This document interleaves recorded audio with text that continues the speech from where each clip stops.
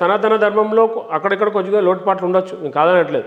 కానీ ఇతర మతస్థులలో ఈ ధర్మాన్ని నమ్మకుంటే నరికి సంపే అంటున్నారు. అవును, ఈ ధర్మాన్ని నమ్మకుంటే నరికి సంపే అంటున్నారు. మళ్ళీ ఇంకోటి ఏంటంటే వీళ్ళు నిన్న మన వచ్చిన ధర్మాలండి, ఒకటి 1400 ఏళ్ళు, ఒకటి 2000 ఏళ్ళు. మన చదివి శ్రీశైల గర్భస్తంభం చరిత్ర 5000 సంవత్సరాలు వాస్తవం. కాబట్టి కొన్ని లక్షలేళ్ల నుంచి హిందూ ధర్మం ఉంది ఇక్కడ, సనాతన ధర్మం. నువ్వు నిన్నగాక మొన్నొచ్చు అంటే మేము మాట్లాడే హక్కు మాకుంది, మాట్లాడతాం. ఇది మా దేశం, భారతదేశం హిందూ దేశం. కాబట్టి మేము మాట్లాడదేశం హిందూ దేశమా? ఎస్, హిందూ దేశం, హిందూ దేశం, 100% హిందూ దేశం.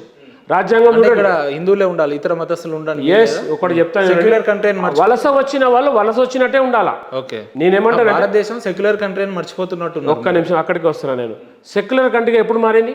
ఓకే, రాజ్యాంగం గురించి మీకు ఏమైనా అవగాహన ఉంటే నేను చెప్తా. సెక్యులర్ కంట్రీగా మార్చబడ్డది 1976లో ఇందిరాగాంధీ ఎవ్వడి ఆమోదం లేకుండా మార్చబడింది సెక్యులర్ కంట్రీగా. మార్చకున్నా ఇక్కడ నివసించే హక్కు అయితే ఉంది కదా పౌరులుగా.